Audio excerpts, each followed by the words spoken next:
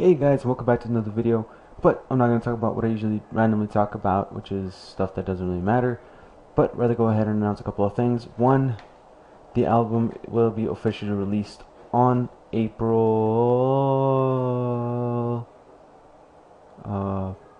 5th. My bad, I changed the calendar, didn't notice that. Not only that, I'll also be announcing later on some of the tracks that are going to be in there, maybe offering some previews. Stuff like that depends.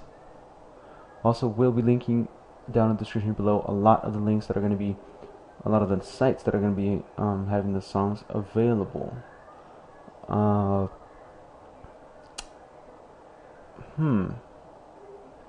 But this video will be too short if I just said all that and cut it off.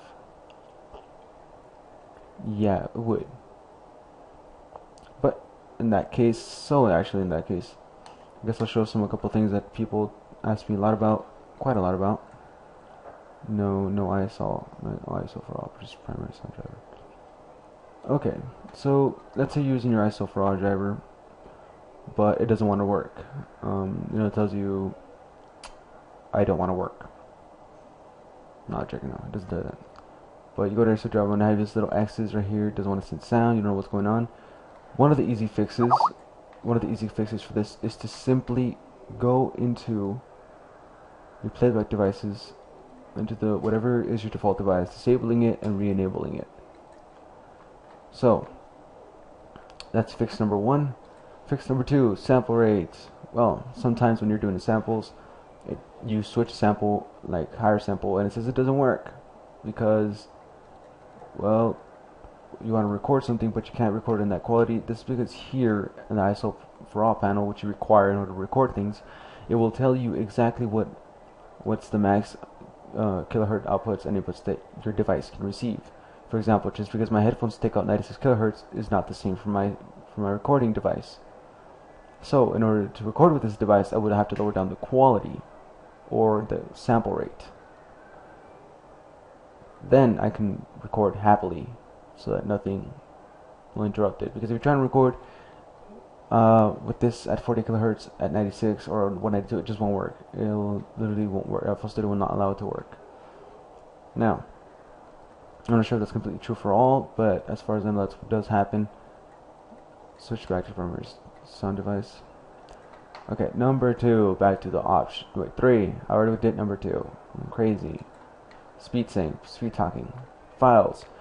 Okay, so this one's not that complicated, but once I am able to show this to you, where is it? Jesus Christ. Okay, so let's say you have a new folder with a branch of new stuff that you want to use, but you don't know how to add it to this list over here. This list, which apparently a lot of people don't know how to use. Well, in order to easily add stuff like that, you can simply go to the folder here and select the folder where you have all the stuff you want to use, and it'll add it over here into your browser. Yay! Therefore, removing the limitation that you have to actually go do it manually. Bling. Number 4, if I'm right.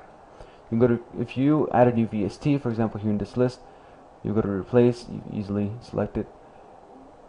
You go into more. Well, before I go into that, you go to replace and select one of the VSTs here, or plugins will show you all of them that are quote unquote available to you. But you can also go on more and see all the ones that are actually there. Because, FL Studio by default does not typically add VSTs that you've installed into this list, or even if it does, it won't show them. And for example, having this selected, the F on or off in a plugin will determine if it is shown on the list. This is also very useful if you want to remove certain plugins and VSTs away from the list that you don't want. I've removed Nexus. I may now close this list, go to replace. Nexus is no longer there. I may go back to more, re-add it, and yay, Nexus is there.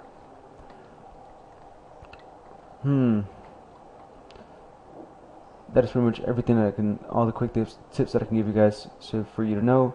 I don't know how to add stuff into the plugin picker. I'll have to figure that out some other time. but I'll continue to show you guys more stuff as later comes on. Please remember to check out the links for the new albums that are going to be coming out, and if I remember to add them. And last but not least, thank you for watching. Also, if you have any more questions, head over to your little question mark in the FL Studio, or to imageline/forums. Go to their forums for more info and stuff. If you're wondering about VSTs, digital workstations, and where to get free samples, I already made a video about that in my previous. I explained all that in my previous video actually. So go ahead and check that out if you're still wondering, or if you're just like, wow, what should I use? And again, thank you so much for watching. My name is DJ Skyfall, and I don't like you Skype. Okay, I like Skype.